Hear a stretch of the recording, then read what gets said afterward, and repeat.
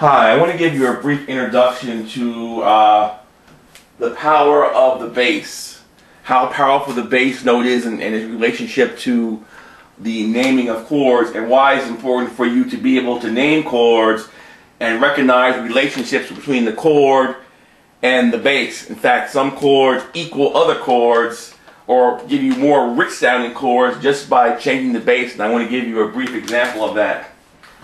In our volume called the chord naming system, you'll be able to figure out the name of any chord just by looking at the notes played on the keyboard, or you'll be able to play any chord based upon the name, and we're going to kind of introduce you to that and show you why that's important. Let me start out by showing you the simple C major chord, which is simply a C, E, and G with a C in the bass. Well, fine. All is well and good. We all recognize that chord.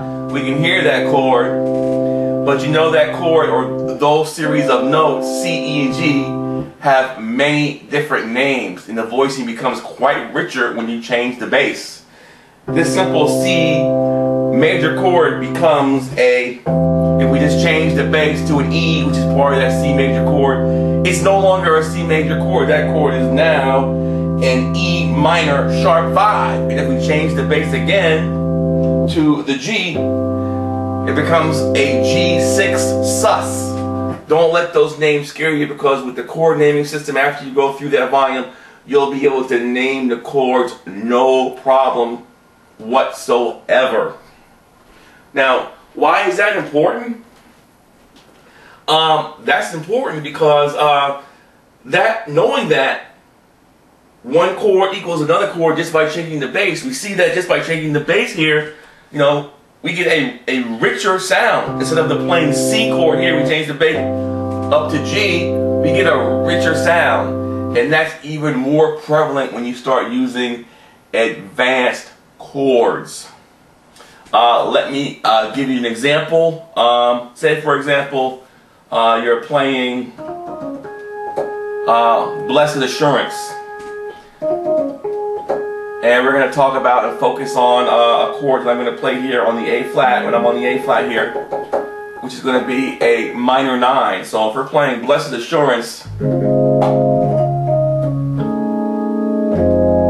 I end up here on this chord, which is an F major 9, that's this one right here, F in the bass, and what I have here in my right hand is a minor 9. If you don't know what the minor 9 is or can't recognize it, it's all explained in detail in the course. I'm just trying to prove a principle to you here.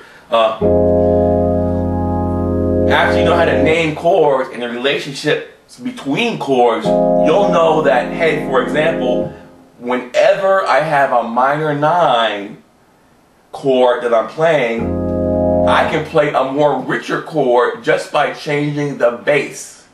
So here I am playing an F minor 9. If I simply change the bass by moving it up a fourth to a B flat, I've changed the whole chord, and in fact I have a different chord, but I haven't changed the notes in the right hand. But in fact I have a more richer, more beautiful sounding chord, which is the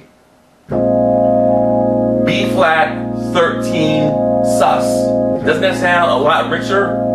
In fact, I can even play both of them now and treat one as like a passing chord, so I can play.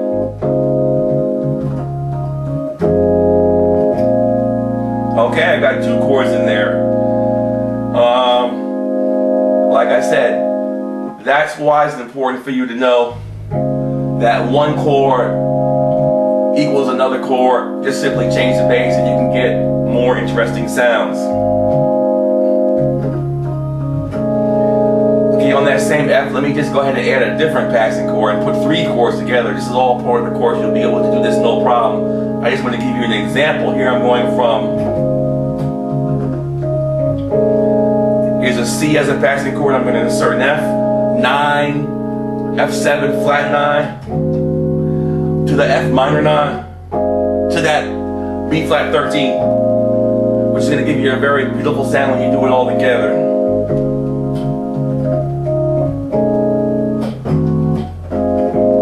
Hear it? I think also in one of my previous video clips, I demonstrated this sort of thing to you, this sort of movement or vamp.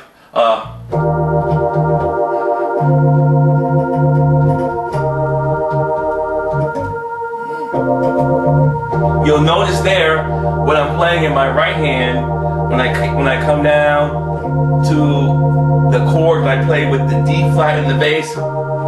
If you look at the right hand, that looks like an E flat major chord, but it's not an E flat major chord. That chord is equivalent to another chord. I simply have changed the bass, and I've changed the bass to a D flat. That makes this chord now it's not an E flat major chord. This chord is a D flat 6, flat 5, add 9. And that's what's going to give you that richness, that beautiful voicing. Just by, like I said, changing the bass.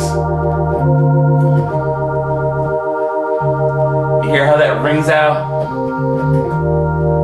So those are the things that you need to know, those equivalents, and you need to be proficient in naming chords and recognizing chords and knowing those relationships. And that's covered in the course, the chords as a whole, and how to name and recognize chords is in the chord naming system volume. So like I said, that's why that is important.